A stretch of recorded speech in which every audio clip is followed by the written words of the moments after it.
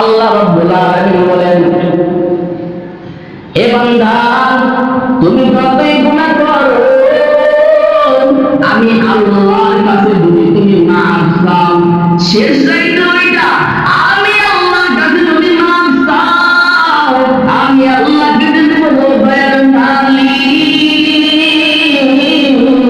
আমারে আপনি মাফ করিয়া দিন, আমি গুনাহ করেছি মালিক, আমি বুঝতে পারি নাই, আমি বলতে পারি নাই, আমি গুনাহ করেছি।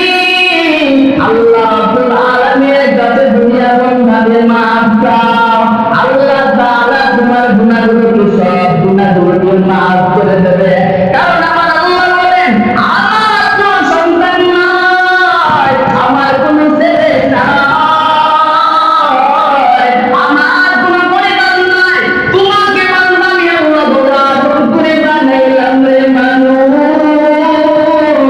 আর আমি আল্লাহর সাথে নাফরমানি করতেছো, আমি আল্লাহর কাছে যদি একবার মাফ চাও, আমি আল্লাহ তোমার গুনাহগুলোকে সব গুনাহগুলোকে মাফ করিয়ে দিব। আমি আল্লাহর কাছে যেমন ভাবে মাফ চাও, আমি আল্লাহ তোমার গুনাহগুলোকে মাফ করে দিব। কারণ আমি আল্লাহ কোনো সন্তান নাই, কোনো স্ত্রী নাই, কিছুই না, আমি আল্লাহ তাআলা তোমার আদর করে বানাইছি রে মানুষ।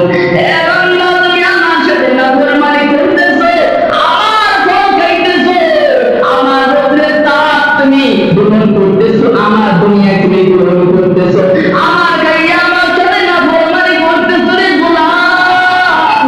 আমি আল্লাহ তোমার কাছে কিছুই চাই না, আমি আল্লাহ চাই। আরে বান্দা, তুমি যখন তোমার আব্বারে যখন